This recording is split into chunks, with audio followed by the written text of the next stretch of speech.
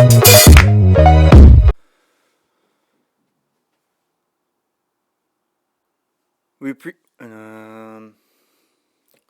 recognize that the audio is not as clear as some other episodes. We hope you enjoy this anyways, and we're always improving. And let's try that again.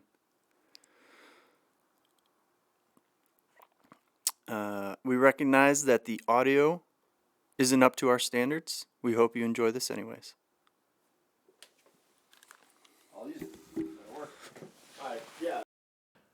All right, thanks again for joining us for another episode of Triple Play, and please don't forget to Like and subscribe. Yeah, I'm gonna have to take that over. No, that was given to me, and I'll own it. You'll own it. Like and subscribe. Like and subscribe, or subscribe and like, and don't forget to support those that support us. We have a couple great people that have really been great, and that's Andy McCollum with Resource One. We're excited about that partnership, and they've been awesome. 636-458-1798. We also got Chris with CS Design. He does our intro, outro, the website. If you haven't been to our website, you need to. If you haven't been to, check out any of our merch. You need to do that. I got some on right now. I got my hat on. We got some cool hats, and everything we've chosen, I've chosen by hand, is to make sure they're high quality. So our T-shirt's gonna be the light cotton. They're not gonna be one of those Gildan ones that are really thick, and you always can tell like they're super cheap. I mean, we've tried to pick good quality stuff. We also got some autographed balls out there. And we're working on getting some of those give out as well. I've already got, if you could see a camera, you'd be able to see, but I've got a bunch of signed footballs from Andy McCollum, and as we get a few more of the Rams through here, we're going to get those signed, and we'll start handing those out too. NFL footballs are so big. Yeah, they are. But, I mean, we got real ones. Those are real NFL footballs signed by Andy McCollum. We got some other guests. I'm going to try to, when Timmerman comes through, we'll get him to sign here from our last week's episode. We're still working on hopefully getting Mike Martz in here sometime soon. And if we get him in here, we'll get him to sign it. And we'll just keep adding signatures to those. And when we get 4 or 5 good ones, we'll start handing those out to a few people. So got that just for that. So you'll probably notice the quality of our studio keeps increasing. And that's because we've been really trying to invest, put out a good product. So we hope that you guys like that. Don't forget to call Chris at CS Design, 573-436-3717. Don't want to forget that. And Didn't you say it? No, I talked about him, and I got talking about the website. Yeah. I just need to memorize the numbers, and I think we can do it quick. Zip, zip, zip. Andy McCollum at blah, blah, blah, blah. Chris at CS Design at blah, blah, blah. Your dad got on to me for being so quick. Remember that when he was in here? Mm-hmm. That was funny. Mm-hmm. Well, what do we got today? We got the Cardinals, and what's really, really funny about that, so was I actually on Sunday saw your dad, and I asked him, and he goes, we have to save it to when I get in here sometime soon. I said, really? He goes, yeah. Your dad apparently has a few things to talk about when it comes to that. So, anyways, I thought that was hilarious. So, he's got thoughts. Daddy does. And speaking of the Cardinals, let me bring this up here. I want to talk a little bit about them. So maybe we should bring up the fact it isn't just the Cardinals that we've got having issues. It's we got the Cardinals, and it's another team that I've been a little shocked about is the White Sox. That's not on our thing, but have you looked at them at all? Have you been paying attention to the White Sox at all? No. The only year that the White Sox were fun to watch was 2005. Well, here's the thing. The White Sox have underperformed like the Cardinals. They have a good team. They've got one of the best pitchers. Really, the thing that I think that differentiates them from the Cardinals is the fact that a lot of their problems are injuries. They had Hendricks, their closer, who has cancer, but he's on the cuffs of coming back. He'll be back, I think, in the next week.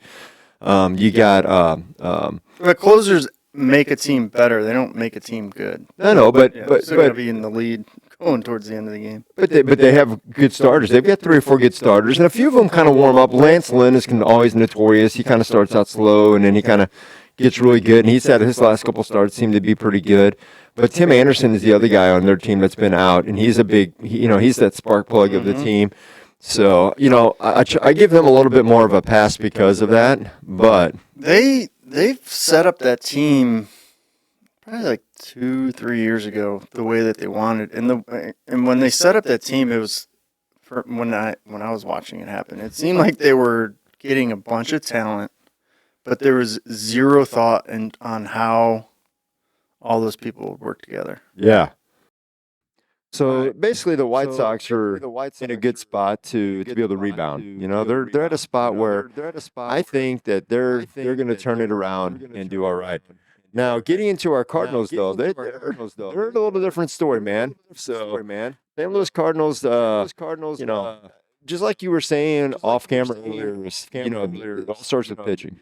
And their pitching has not been there.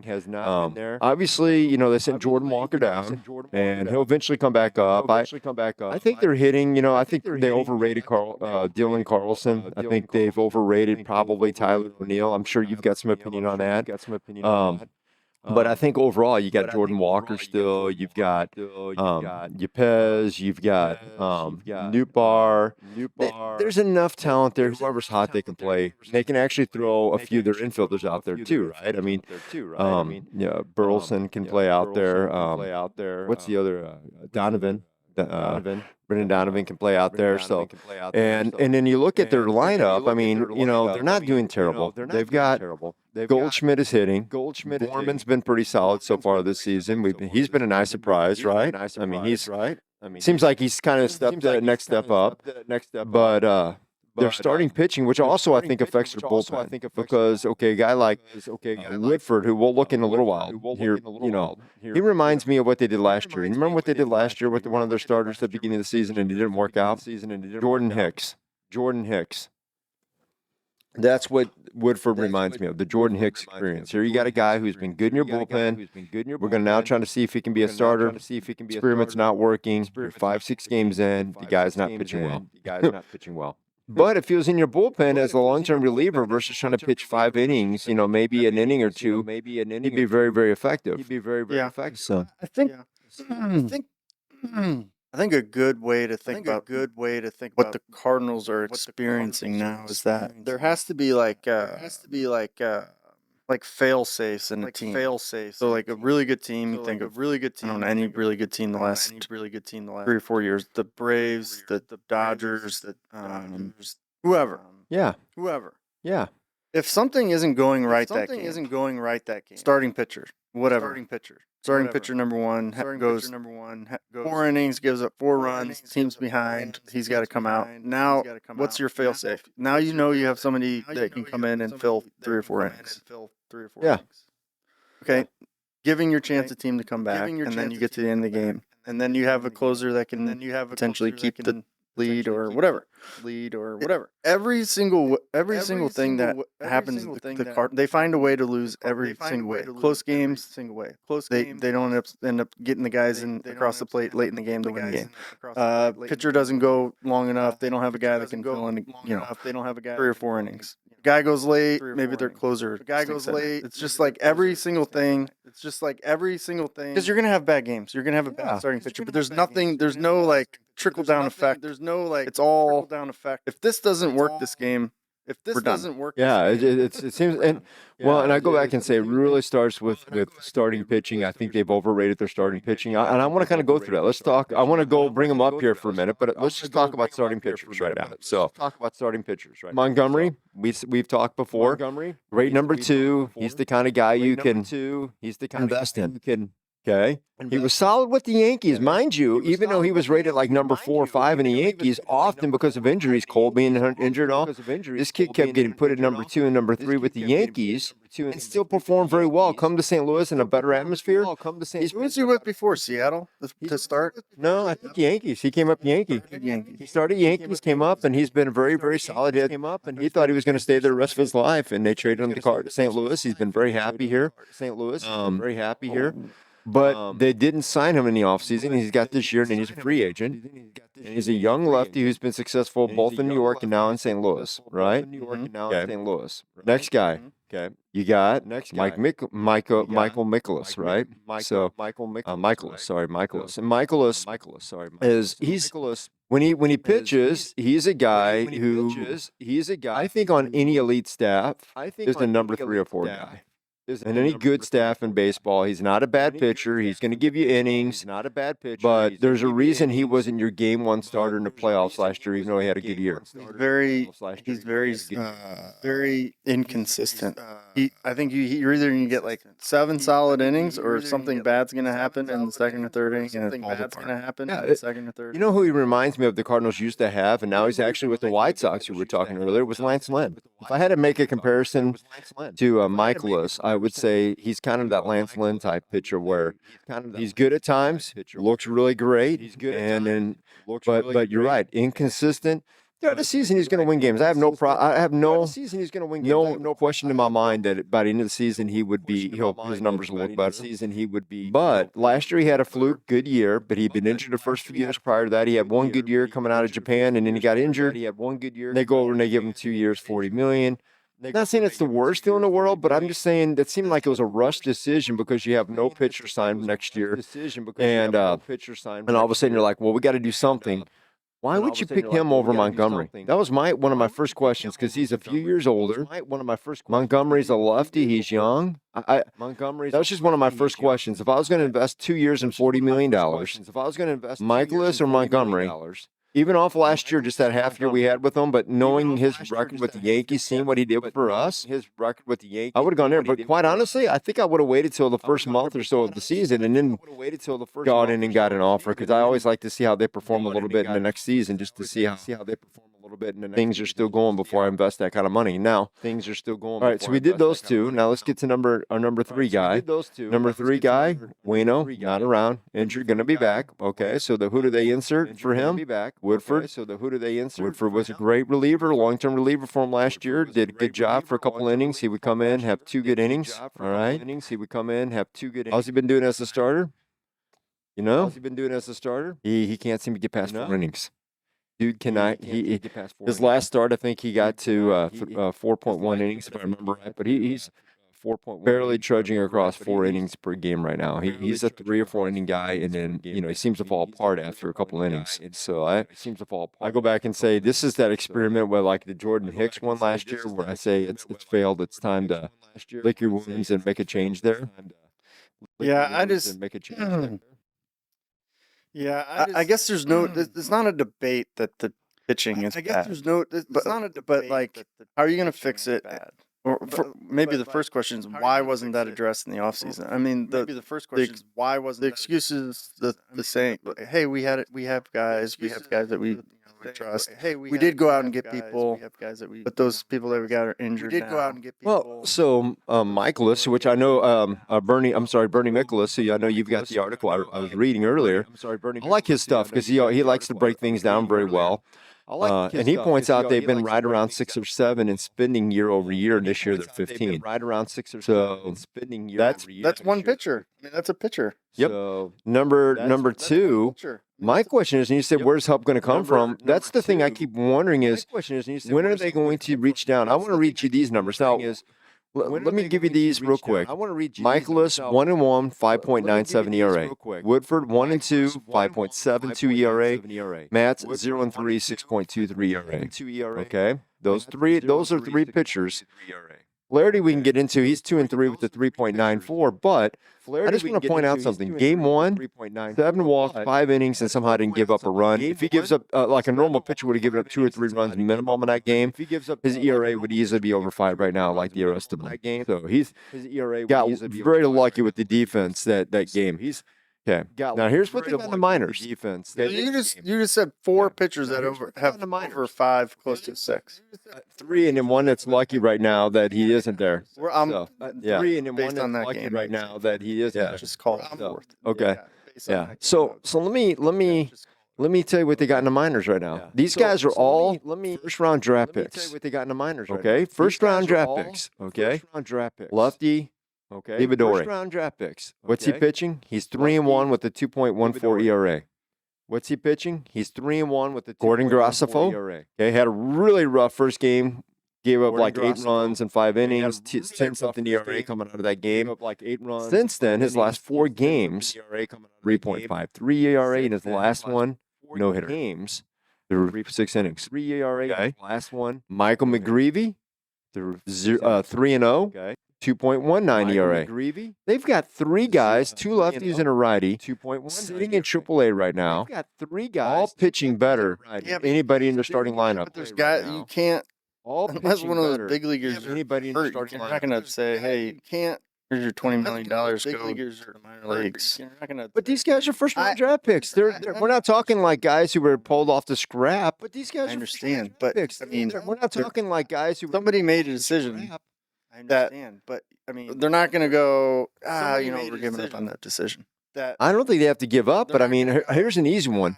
Between the next few starts, move Woodford back to the bullpen and bring up one of these guys and see what they can do. Between the next few Well, starts, eventually they're gonna have to shuffle back to the around bullpen and bring everything up one of these because guys and see what they can do. there's another pitcher coming eventually back. they're gonna have to shuffle around everything. Yeah, Wainwright. because- Yeah. So There's he's another gonna have to pitcher come coming back. back. So who? I mean, I guess Woodford's Woodford out. goes. Okay. So he's gonna. What about have to come back, Matz? So I mean, you guys 0 and I guess 3 Woodford's out. goes. Okay.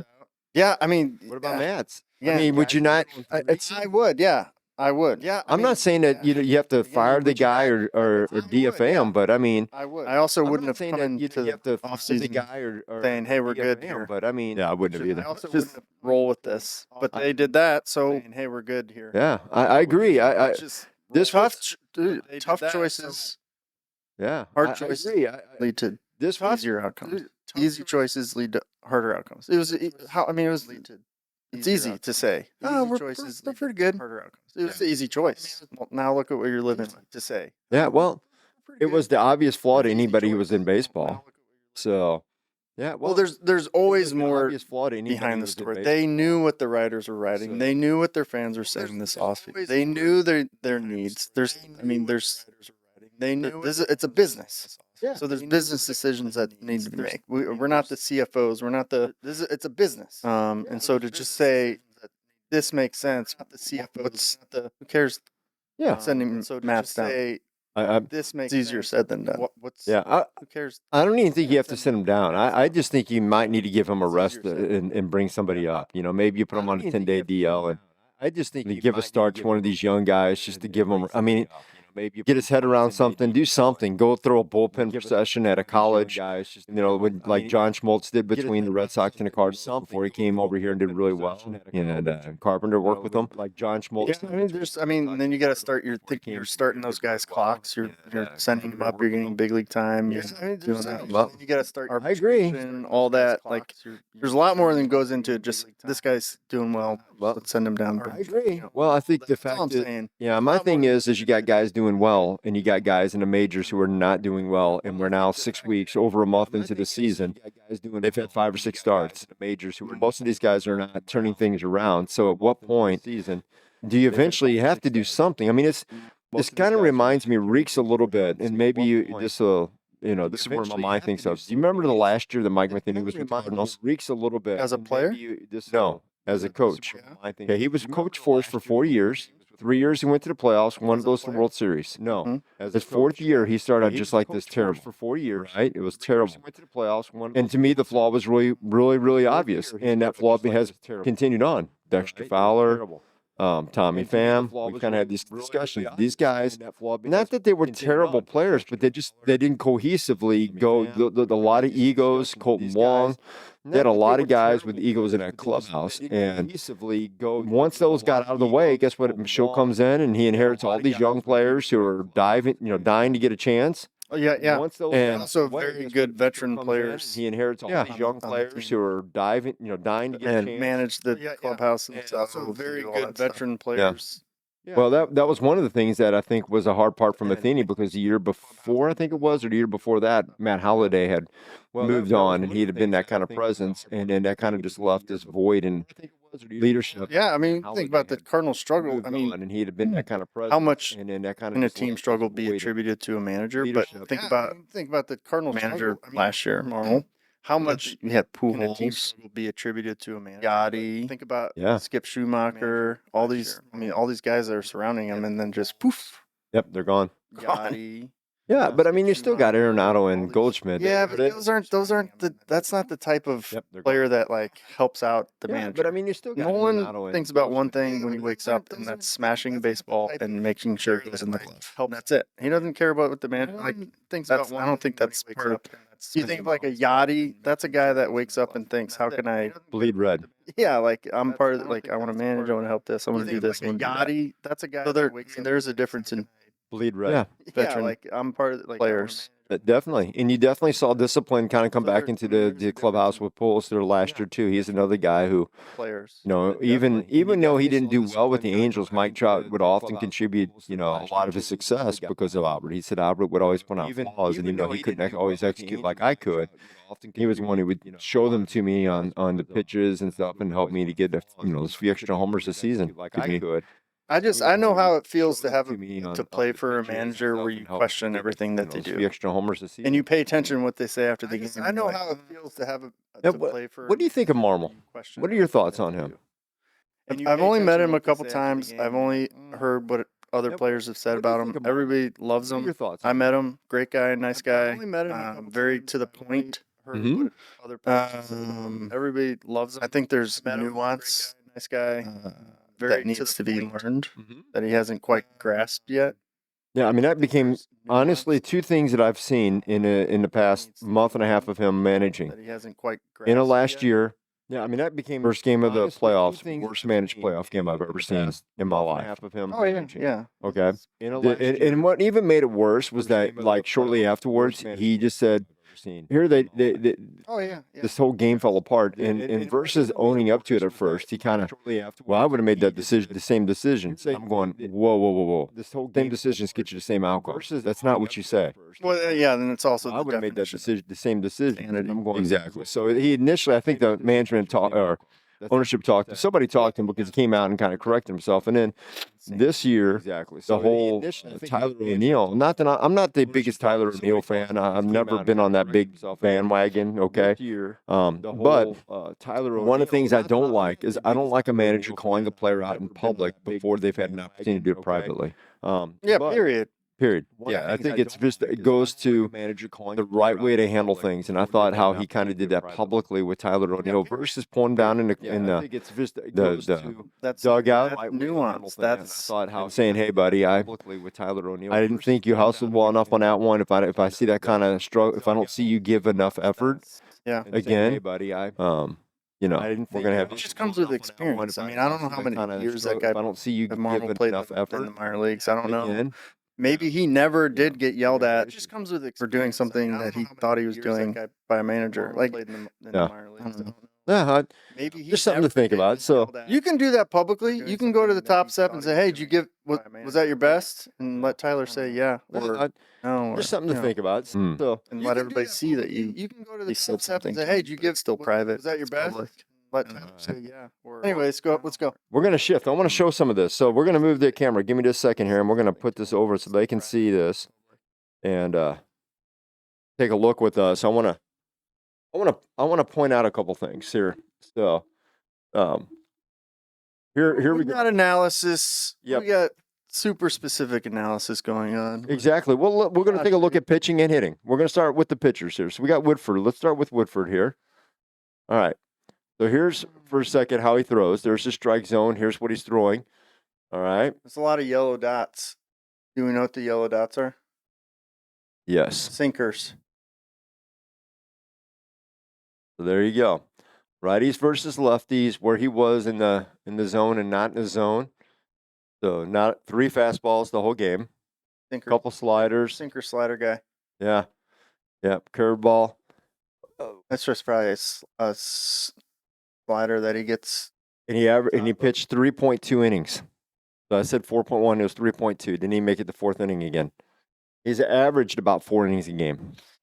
So yeah, that's tough, especially the first month in April. Yeah, your guys are going 3, 4, 5 innings. That's by May. You don't want your bullpen's arms hanging.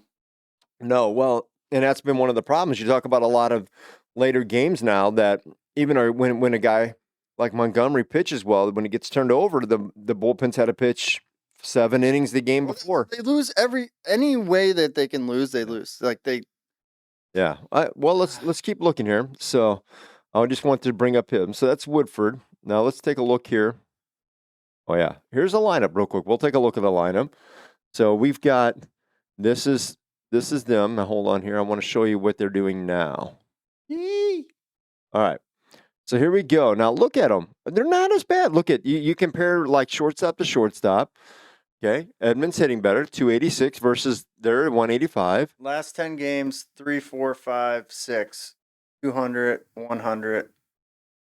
Willie's around 150. That's tough. Yeah, I'm looking here. The Cardinals aren't terrible, right? I mean, when you kind of look at it, Paul Goldschmidt's hitting. He's normally a 308. He's hitting 275. Gorman, now he's been a little bit rough lately. He's kind of gotten a little colder again. He was hot for a while. Arnado, that's a big. I mean, you see that 103 the last 10 games. James Outman, that guy's unbelievable. Yeah. You seen him? Oh yeah. The Dodgers. He that play he made the other day. Oh yeah. He's unbelievable. Yeah. Yeah. Homegrown. Dodger homegrown. So there's some hitting, just kind of comparing them to the Dodgers. But when you look at them from side to side, this is they're not. It's not like the Dodgers are overwhelmingly better than them in every department. I mean, I look at their hitters and I go, man, they're. Let's go to get their pitching. Well, I don't have the Dodgers pitching. We're going to break down the Cardinals. I think you say there's not much of a difference there. It's probably not. Yeah, the hitting, when you look at like, best teams have good pitching. Yeah, when you look at like Gold Glovers, we got several good. We're good defensively. What do we have 4 last year? Now this is our one good pitcher. Let's see what Montgomery's doing, and he's doing it right, obviously. So let's take a look at this. Sinker curveball. Yep, sinker curveball, but he has that 4-seam that he throws in there every now and then. Throws people in that cutter once in a blue moon as a lefty. As you were saying, lefties don't do the cutter as much. There you go. It's a dangerous pitch. So threw the sinker the most, averaged 93.2 miles an hour on it. Yeah, he's a big guy too. I mean, he's gonna be solid. Here's his 4-seam fastball. So he did that a little bit. Let me bring it back here just a little bit here. All right. And then here we go. Batters taking, he had batters take 51%. Batters swinging 42. There we go. So called strike 17, swinging strike 13, fouls 11, hit outs 13, base hits 5. Pitched 7 innings, allowed 1 run. More of that. That's what they need. I mean, they lost it 1-0. Now it's against Kershaw. That's 1 guy out of 5. Yeah, this is a spread here real quick. Let me get out of here. Yeah, here you go. That's kind of an interesting one, too, when you look at the strike zone. A lot of them at the corners. You look at there and you can see, like, he just pelts the corner, especially that changeup. Look at that changeup right there. Just pelts on that inside corner. So, yeah. First righties. Yeah. Oh, that's down and away. That was down and away. Righties change it down and away. Yep. Well, I also Tommy. I think I read that Tommy's hitting like 300 right-handed and like 1 something left-handed. Could be. So once that gets out. Yeah, hold on here. So let's go here. I want to go to the next one here. Flaherty. Here's a guy. All right, so there we go. We got 37 fast-seam fastballs, 4-seam fastballs. 29, that knuckle curve he throws. 20 sliders, 17 cutters, 4 sinkers, and 3 changeups. So he threw more off-speed than fastballs. That's not good. Here's what he threw through the 5 innings. Look, he was getting 75-mile-an-hour strikeouts. That's where he got his 4 strikeouts. Man, I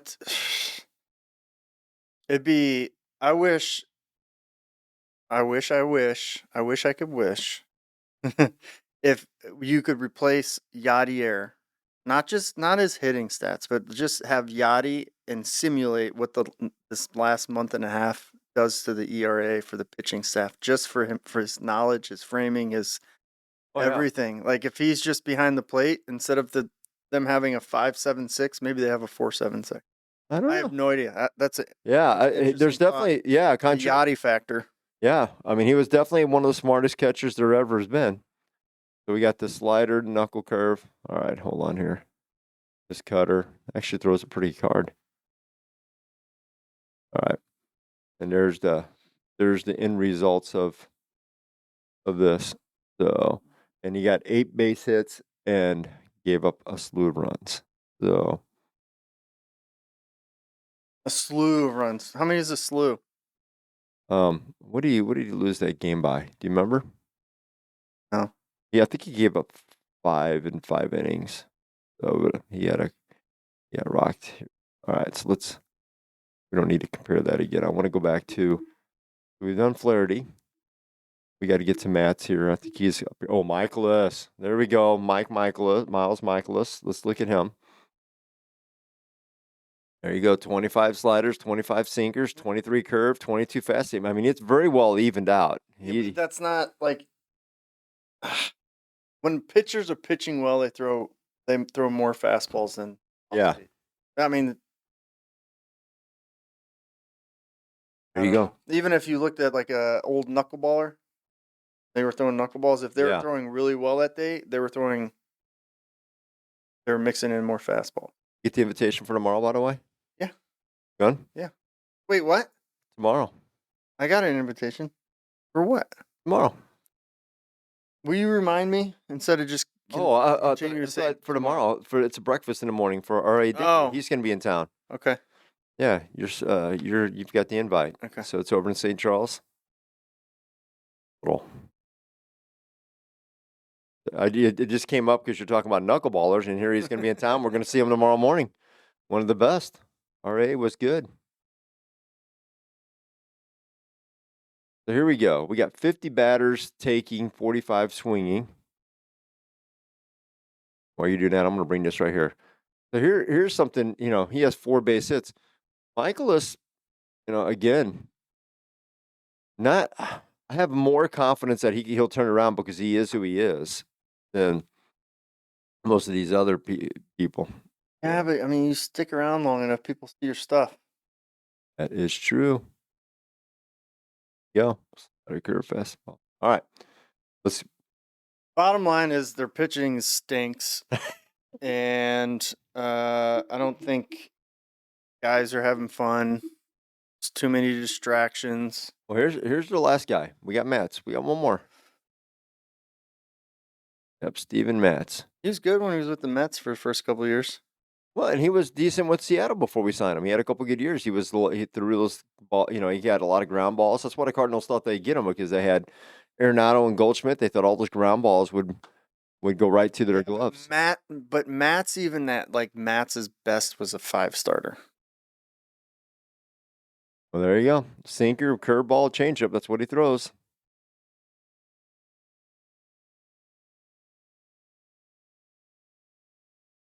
Good for him. So yes, we've gone through all their starting pitchers, and now we've seen, and we looked a little bit at their hitters. I mean, they've, I think their hitting's going to come around. Their fielding's good. I have a lot more confidence in their bats and fielding. Brendan Donovan's really good. Arenado will turn it around. Goldschmidt's going to be Goldschmidt. Goldschmidt usually starts out a little cold a lot of times. He tends to get really hot during the summer. His best months are always June, July, beginning of August.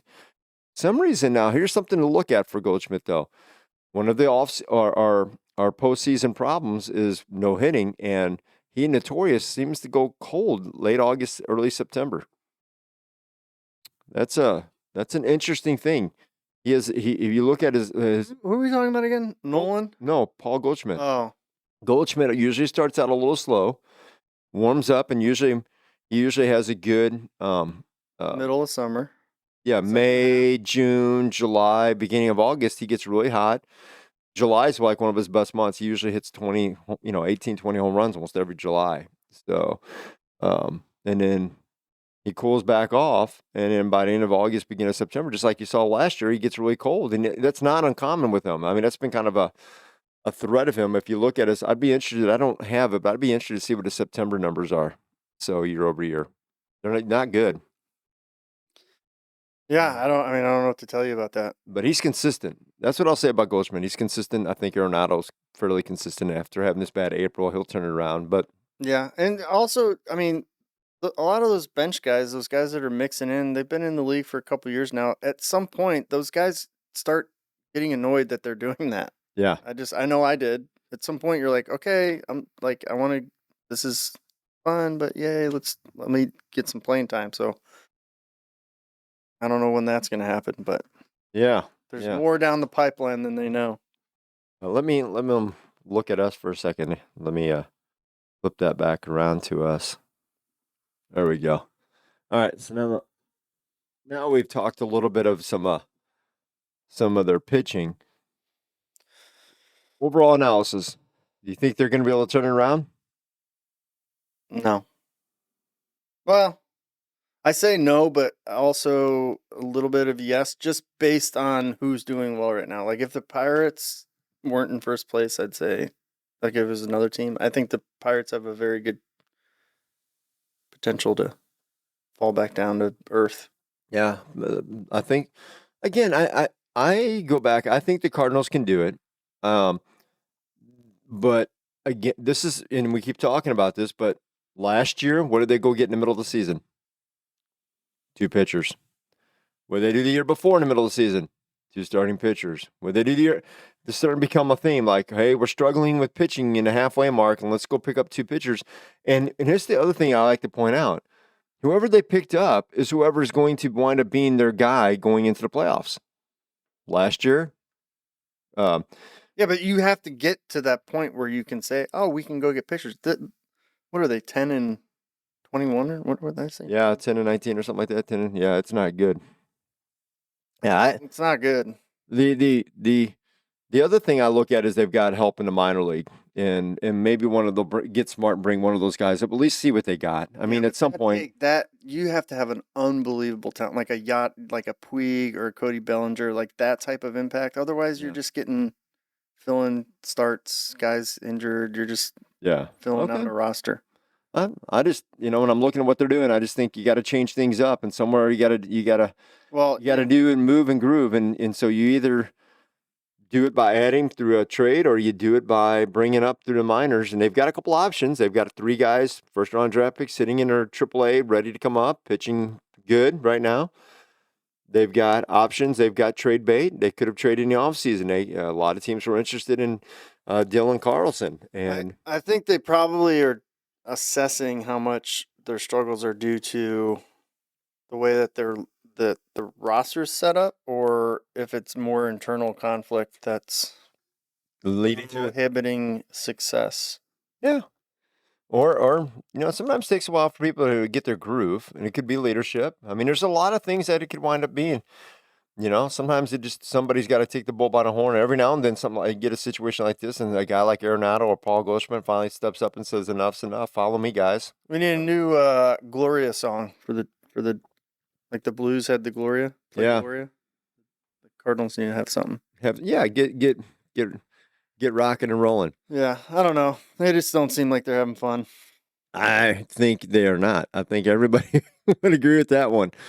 Well, let's get into the next thing that we were kind of going to discuss a little bit today. So we got a little something here, and I want to throw this up because I think it's hilarious. So this is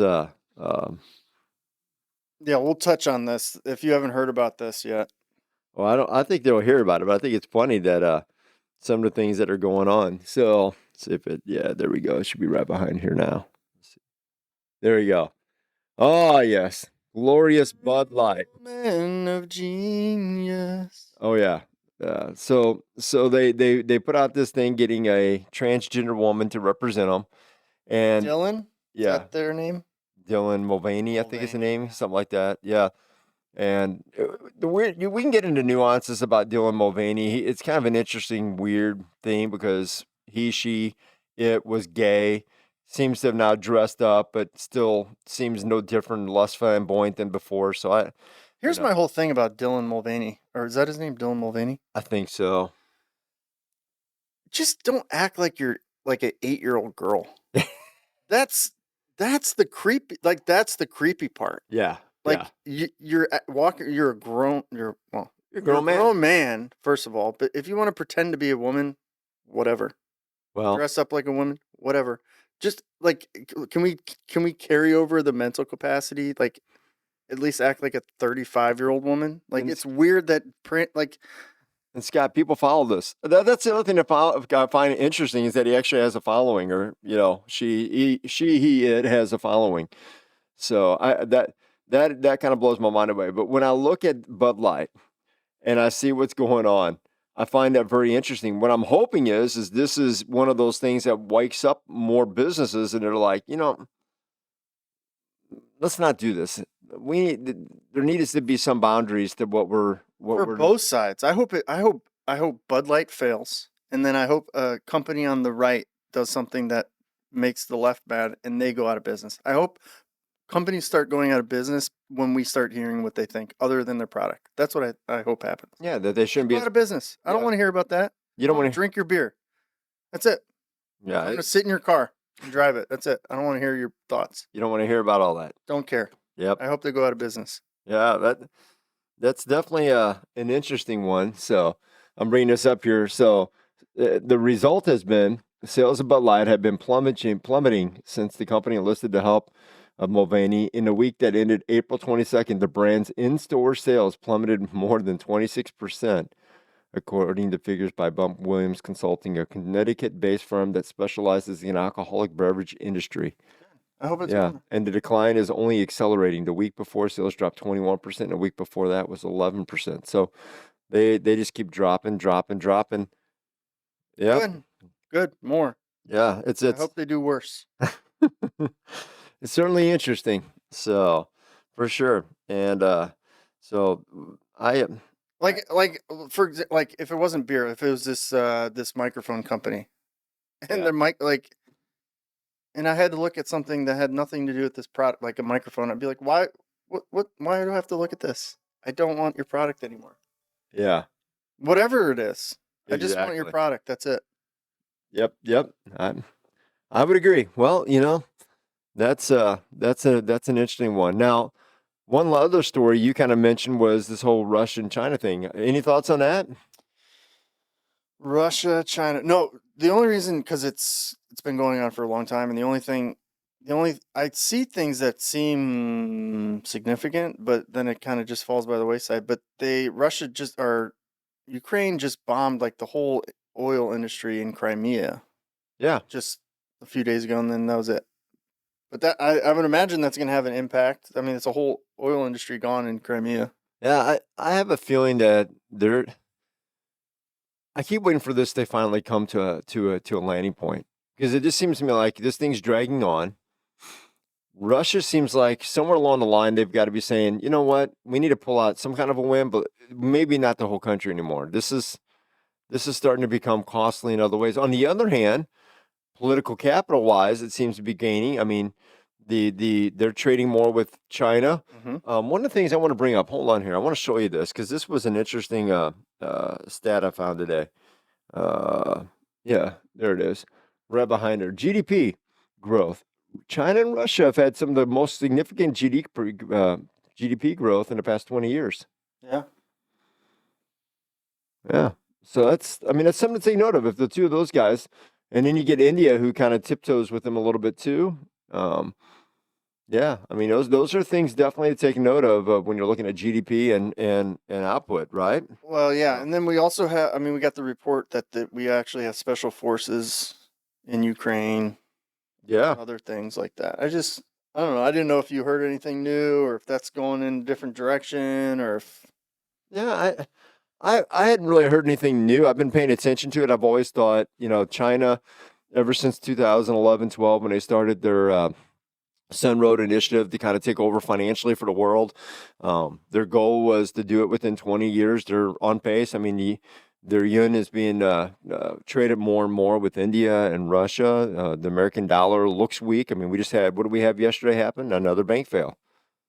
Okay. Yeah, just read the second largest ever. Yeah. Well, and not only that, but Barely everybody broke the news. just a few weeks ago, that it was supposedly a great bank and we should all invest in it. Yeah. So, And I saw a congressman made some nice money off of that. She found out all about all that and so back in March and bought. sold it at 80%. She would have lost 80% more if she didn't know that. And so she sold it and only lost 20% instead of 80%.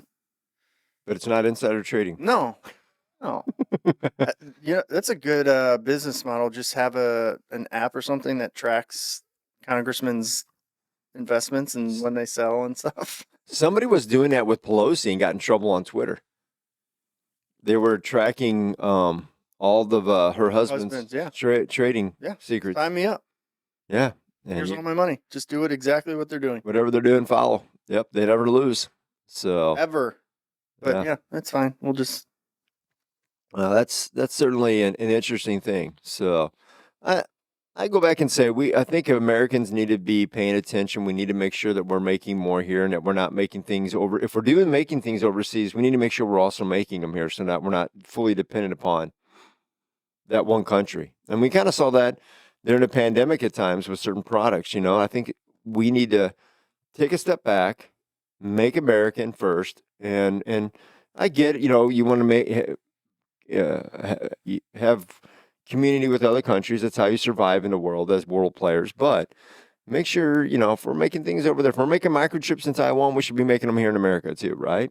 So don't leave ourselves that vulnerable where we're fully dependent upon another country for one single product that could cripple us, especially whether it be medicine, whether it be computer chips, whatever it is.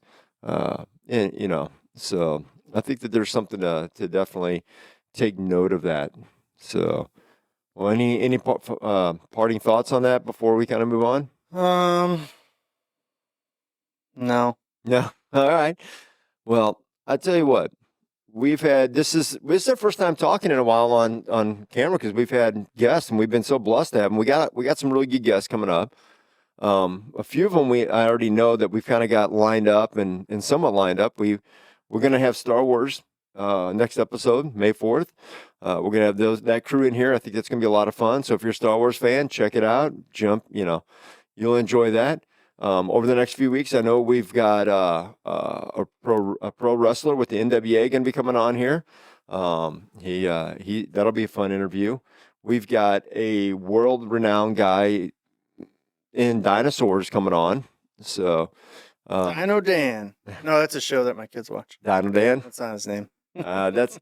This guy is not called Dino Dan, but right now he's over in Europe doing a European tour. So it'll be fun when he comes back here and we get him in studio here. We're gonna still work on doing the thing with Marv at the St. Louis Zoo. Heck yeah. So we're gonna get that worked out, and we're gonna have some fun with that. And then Tommy Heineman, pro MLS former champion, should be coming on here sometime soon. So we'll and I think we'll have to check in with Josh Beckett here soon too, and check in with him. He's ready. He's ready to talk again. He's ready to come out of hiding. I'm out of hiding. Mm-hmm. So, well, all that said, we're My gonna dad, as well. He said he's coming on. Yeah, we'll get his thoughts on the Cardinals, but other things too. I think he probably gets worn out talking about nothing but baseball. So No, he does not. He doesn't. He does not. Okay. No. I say they have bad pitching. He'll add to that. That's awesome. Well, we'll get him in here, and then we need to get in here with him too sometime is Ricky Horton. Ricky would be fun with your dad. I like that. Yeah, we'd have to be careful because he sees those guys every day. Yeah.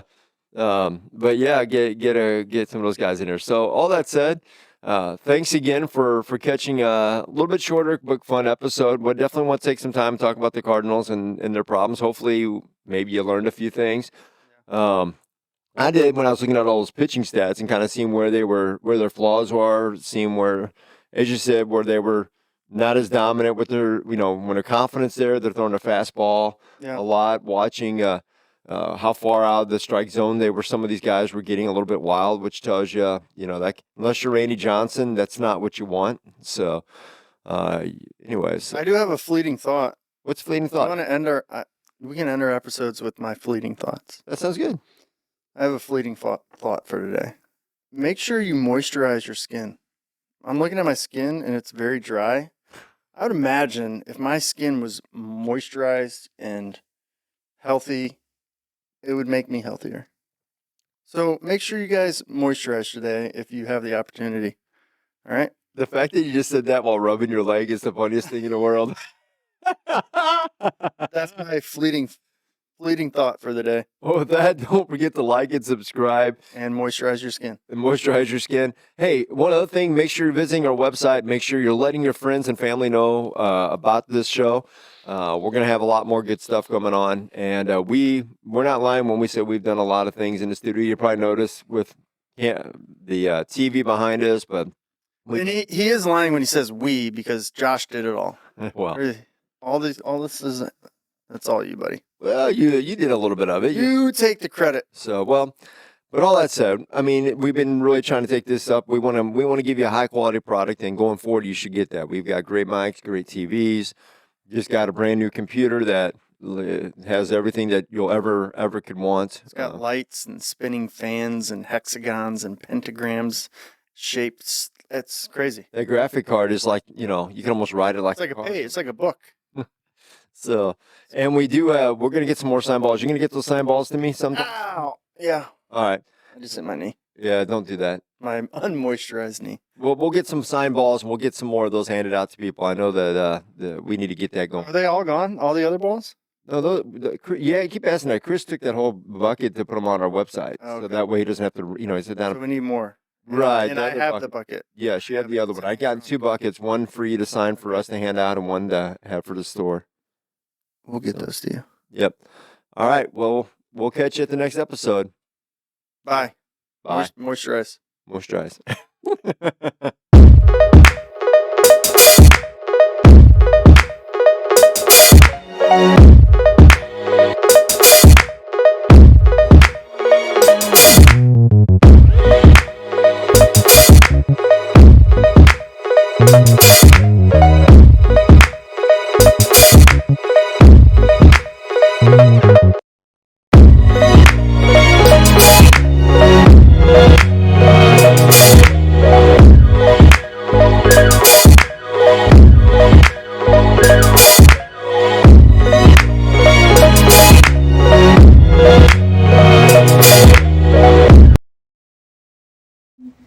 You're safe.